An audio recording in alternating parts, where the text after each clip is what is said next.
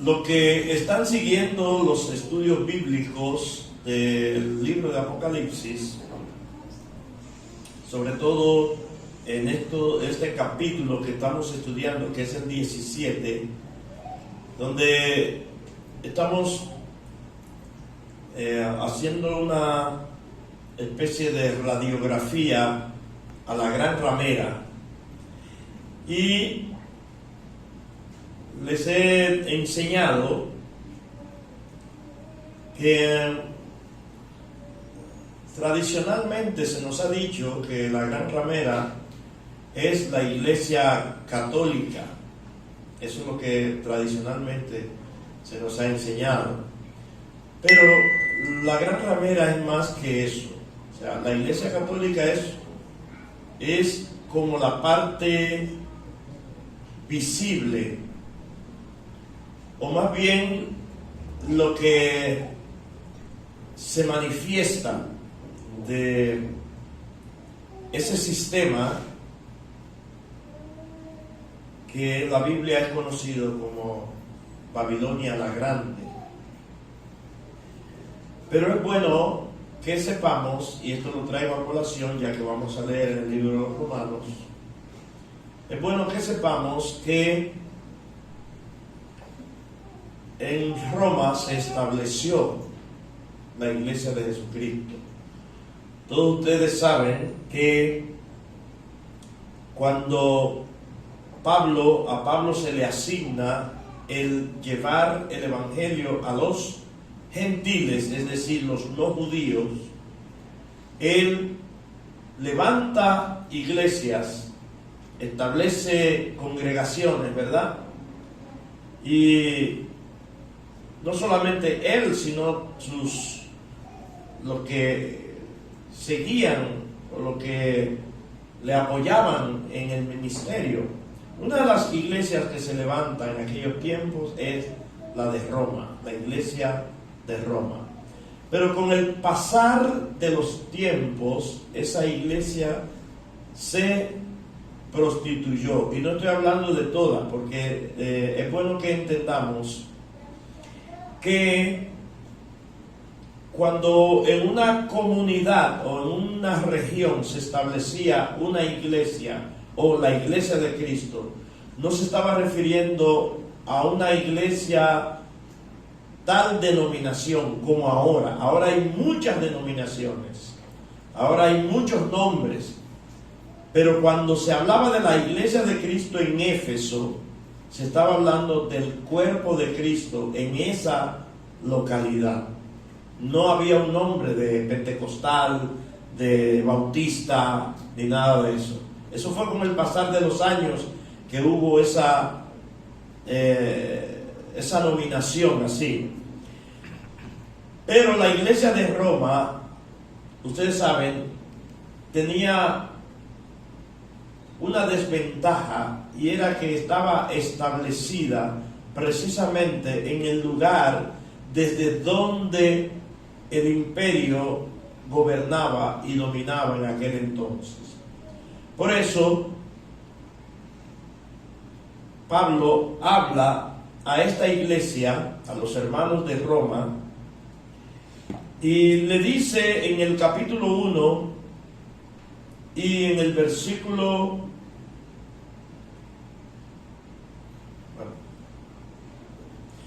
vamos a leer a partir del verso 13. Dice él: pero no quiero, hermanos, que ignoréis que muchas veces me he propuesto ir a vosotros, pero hasta ahora he sido estorbado, dice él, dice Pablo. Me he propuesto muchas veces ir a ustedes, pero he encontrado oposición, estorbo. Y dice, para tener también entre ustedes algún fruto, como entre los demás gentiles. Pablo le está diciendo, he encontrado y he hallado fruto en las demás congregaciones, entre los gentiles. Es bueno que sepamos, o sea, que estemos bien claros con que los gentiles eran todos aquellos que no eran judíos. Ellos llamaban incircuncisos o gentiles, una terminología que se usaba para referirse a aquellos que no pertenecían legalmente al pueblo de Dios. Pero resulta que cuando Cristo viene y muere y se establece el nuevo pacto, entonces ya no hay, dice, no hay ni judío ni gentil. Ahora todos somos un solo cuerpo en Cristo Jesús, un solo pueblo. Pero Pablo había hecho un trabajo entre las otras iglesias. Sin embargo, aquí le dice, yo quiero encontrar, tener también entre ustedes algún fruto, como entre las demás, los demás gentiles, o las demás congregaciones gentiles. Y él dice, a griegos y a no griegos, en otras palabras, a gentiles y a no gentiles, a judíos, a sabios y a no sabios, soy deudor. Tengo una deuda con ustedes, y es lo que él está diciendo. Así que en cuanto a mí, pronto estoy a anunciarles el evangelio también a ustedes que están en Roma. Era un lugar inhóspito para anunciar el evangelio, ya que allí estaba establecida la cuna, hasta ese momento lo que era cuna del paganismo. Allí estaba establecido el imperio, ¿verdad? Desde allí legislaba y gobernaba el emperador, y era un poquito dificultoso llevar el evangelio allí. Por eso él decía, yo estoy pronto a anunciarles a ustedes el evangelio, a ustedes los que están en Roma. Ciertamente que esa condición de anunciar el evangelio a una persona que no fuera como Pablo, le daría fácilmente vergüenza el hablar de alguien que supuestamente para el Imperio Romano había muerto, pero que realmente para los seguidores de él había resucitado, refiriéndonos a nuestro amado Señor Jesucristo. Y digo que daría un poco de vergüenza el hablarle de Cristo a los romanos, porque ellos todos estaban plagados de divinidades y servían a dioses paganos, a deidades demoníacas. Sin embargo, quiero que prestemos la debida atención a lo que dice Pablo en el verso 16 de ese mismo capítulo. Y quiero que por favor todos me ayuden a leerlo en voz alta, porque este verso debería constituirse en un himno para nosotros, debería constituirse en un lema para todo hijo de Dios, y más ahora en este tiempo que estamos viviendo, donde hay muchos que les da vergüenza salir con una Biblia, donde hay muchos que se avergüenzan en sus trabajos de decir, yo soy seguidor de Jesucristo, yo soy hijo de Dios, donde hay otros que se avergüenzan por temor a que los rechacen en las universidades o en las escuelas se avergüenzan de testificar de Jesucristo. Por eso este verso debe constituirse para nosotros en nuestro lema ahora, en este tiempo en el que estamos viviendo, el tiempo más difícil de la historia, el tiempo más difícil que se ha visto hasta el momento. Todos juntos leen conmigo: porque no me avergüenzo del Evangelio, porque es poder de Dios para salvación a todo aquel que cree, al judío primeramente y también al griego. Diga: no me avergüenzo del Evangelio. Ese debe ser tu eslogan. Esa debe ser tu posición. Que nada ni nadie te haga sentir avergonzado. Todo lo contrario. Para mí es una honra. Para mí es una honra el yo decir ante los demás: soy hijo de Dios. Soy un hijo de Dios. Ahora, yo quiero que usted preste atención a esto, porque resulta que de esa palabra evangelio, de esa palabra se ha construido una especie de gentilicio que yo mismo particularmente rechazo decir que soy evangélico. Y esto no es un asunto de religión, porque el término evangélico no aparece en la Biblia. No aparece. Lo que aparece es evangelio. ¿Y por qué se usa ese término, evangelio?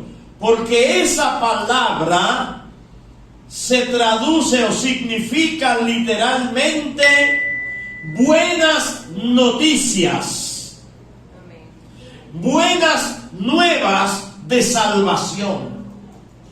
Ese es el significado del evangelio.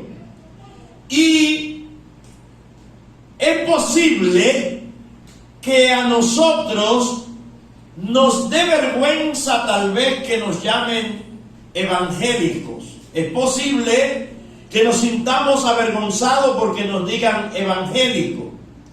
Ahora, si alguien a mí particularmente me pregunta: ¿usted es evangélico?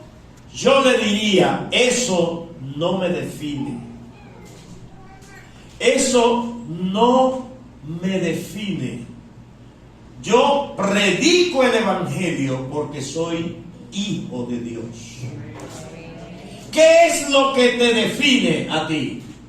¿Cuál es la posición que tú has adquirido en Cristo Jesús? Hijo de Dios. Eres conectado con Dios, porque la palabra lo dice bien claro. Mas a todos los que les recibieron, a los que creen en su nombre, les dio derecho, diga derecho, diga autoridad, le dio potestad de ser hechos hijos de Dios. No dice evangélicos. ¿Saben por qué yo rehuyo a eso? Porque resulta que la gente suele diferenciar por asunto de nombre, y no se dan cuenta que esto no es un asunto de nombre, que esto es un asunto de convicción, de relación y de un posicionamiento en Cristo.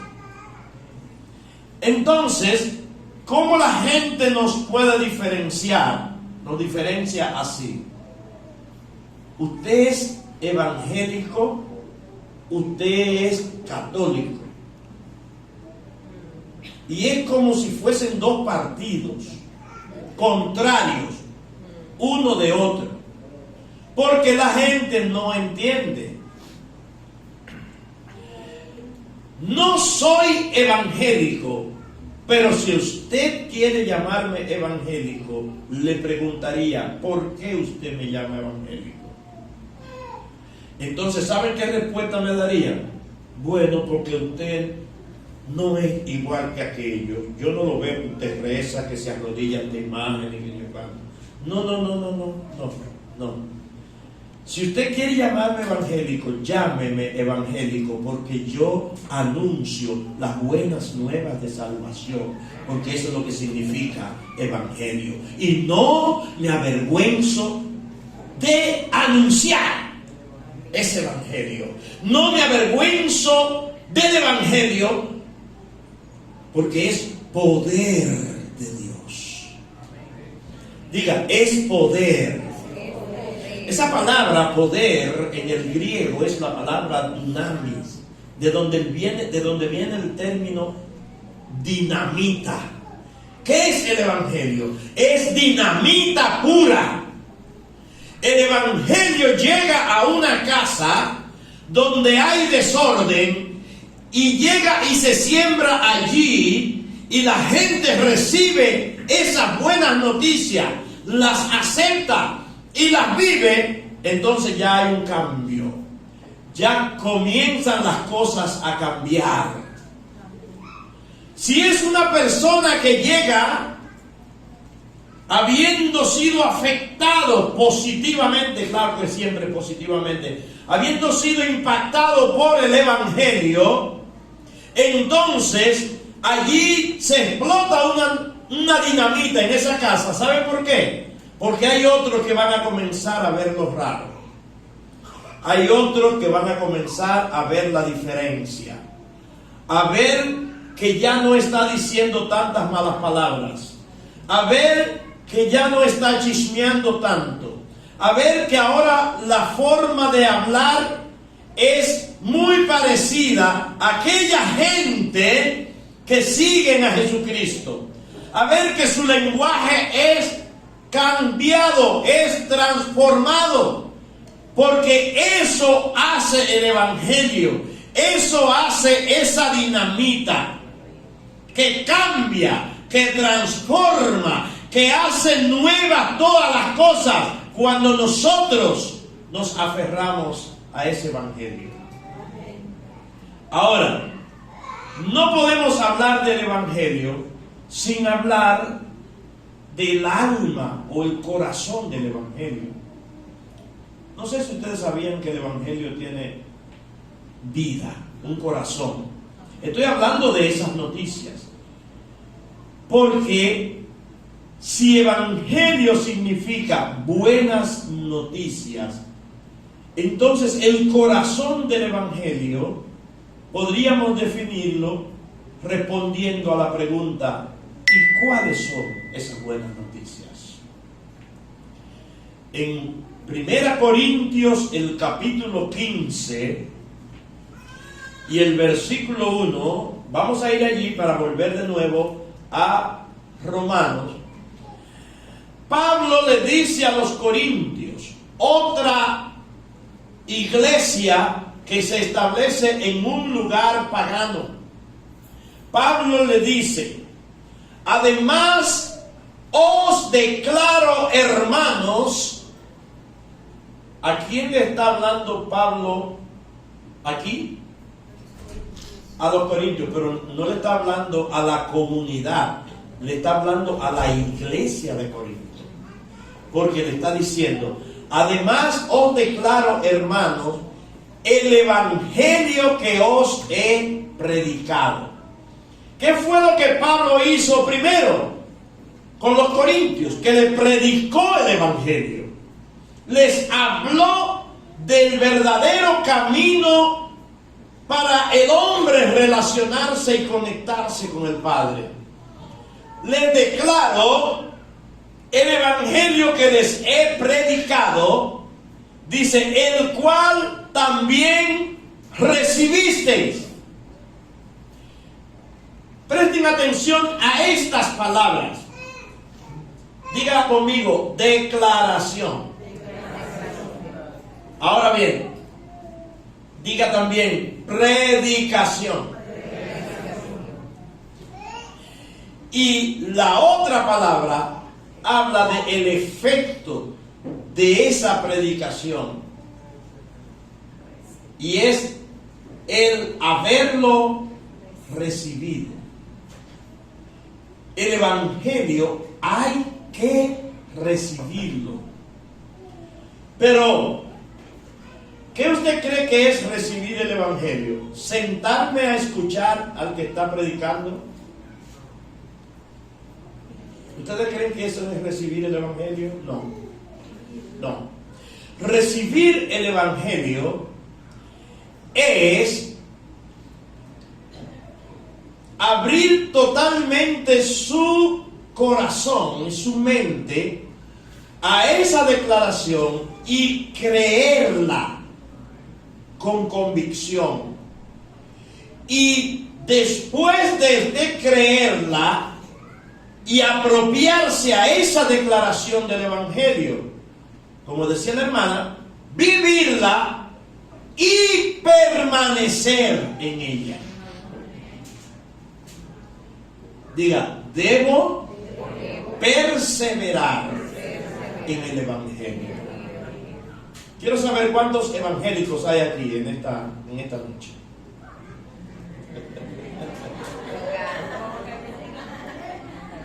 ¿Cómo que le llaman a eso en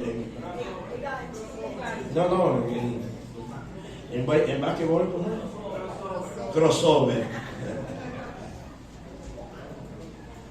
Acabo de decirles que esto no es un asunto de pertenecer a un grupo. Preste atención, por eso es que usted debe definirse sobre todo como hijo de Dios. Que eso no habla de un grupito, eso habla de una condición y una posición que adquirió cuando usted recibió a Jesucristo. Entonces, Pablo le dice a los corintios, ese evangelio yo se lo prediqué a ustedes, pero ustedes lo recibieron y qué bendición que perseveran en él. Entonces, él le dice, ahora yo les voy a dar a ustedes la declaración. ¿Qué es esta declaración? Sino el corazón, el alma, la sustancia del evangelio. Versículo 2. Allí viene Pablo, estamos con los Corintios, capítulo 15. Dice, por el cual, refiriéndose al evangelio, por el cual asimismo, si ustedes retienen la palabra que yo les he predicado, diga, el evangelio debo retenerlo. Hay personas que parece como que se les escapa, pero debemos retenerlo. Si retenéis la palabra que os he predicado, sois salvos. Si no creísteis en mí. Entonces, ¿cuál es el corazón de esas palabras? Versículo que sigue. Dice, porque primeramente os he enseñado lo que asimismo recibí. ¿Qué fue lo que él recibió? ¿Qué fue lo que recibió? El evangelio. Yo se lo he enseñado. Y allí está, 2 puntos. Para todos los que predican el evangelio. Guarde esto ahí. Usted puede hablarle a la gente de cualquier cosa, de todas las maravillas de la palabra. Usted puede darle una cátedra de teología a una persona. Usted puede hablarle de muchísimos temas. Usted puede contarle las historias bíblicas más impactantes de la Biblia. Y si usted no presenta el corazón, el alma del evangelio, usted no ha dicho nada. Ha sido eso como una lata que usted suena, pam, pam, pam, pam, un sonido sin ningún sentido. ¿Cuál es el corazón del evangelio? Aquí está. Lean conmigo, dice en alta voz. Que Cristo murió por nuestros pecados conforme a las Escrituras. Dígalo otra vez. Que Cristo murió por nuestros pecados conforme a las Escrituras. Usted tiene que hablarle a la gente de esas dos cosas. Primero, usted tiene que hablarle a la gente de su condición. Si usted quiere predicar el Evangelio, usted tiene que hablarle a la gente de su condición. Me da mucha tristeza que el pueblo de Dios hoy no está predicando el Evangelio, sino que le están dejando esa tarea a 2 o 3. Pero que ese no es mi don. Es que yo no soy evangelista. Pero es que yo no soy pastor. Pero que no. El Evangelio tiene que ser predicado.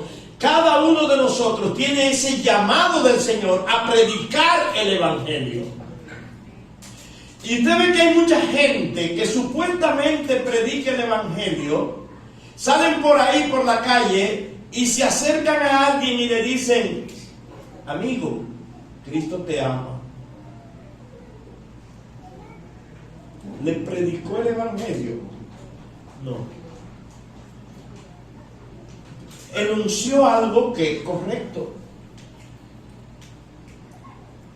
¿Puede ser impactante la frase? Sí, porque puede ser que la persona en ese momento esté careciendo de amor. Yo no estoy anulando la efectividad de Cristo te ama. Lo que estoy diciendo es que si usted es llamado por Dios a predicar el Evangelio, presente el Evangelio completo. Hello. Usted presenta el Evangelio completo. Si la persona a usted le dice: mira, Cristo te ama, ya no te vayas por ahí contento diciéndole prediqué el Evangelio a esa persona. No, esa persona lo que puede hacer es decir: bueno, yo siempre he creído que nadie me ama, pero nada. Me amen o no me amen, yo soy yo. Un ejemplo. Pero si usted va directamente al grano, lo primero que el Espíritu Santo quiere hacer es redarguir a esa persona de pecado. Lo primero es que el ser humano tiene que reconocer su condición delante de Dios. Usted es pecador y el pecado te separa de Dios, y el pecado puede separarte de Dios por completo y vivir toda una eternidad sin Dios, sin esperanza, sin salvación. El pecado te puede llevar al infierno. El pecado te hace ser horrible ante los demás. Háblele de su condición. Dígale: usted es pecado. Y si se lo quiere decir con la palabra, dígaselo según le dice el apóstol Pablo en una de las cartas: por cuanto todos pecaron y están destituidos de la gloria de Dios. Por si la persona te dice: pero yo no hago mal, que siempre hay esa. Yo soy una persona correcta. Yo soy una persona que me porto bien. Yo no le digo mal a mi prójimo. Es más, yo comparto mi comida con el hambriento. O sea, te van a buscar todas justificaciones habidas y por haber. Pero usted está llamado por la palabra a decirle: por gracia es que somos salvos por medio de la fe. Esto no es cosa de nosotros, es un regalo de Dios. Y esto no es por lo que tú hagas para que digas yo hice o yo hago. Hay que predicar el Evangelio. ¿Por qué el Señor ha puesto esta palabra en mi corazón esta noche? ¿Saben por qué? Porque ya queda muy poco tiempo.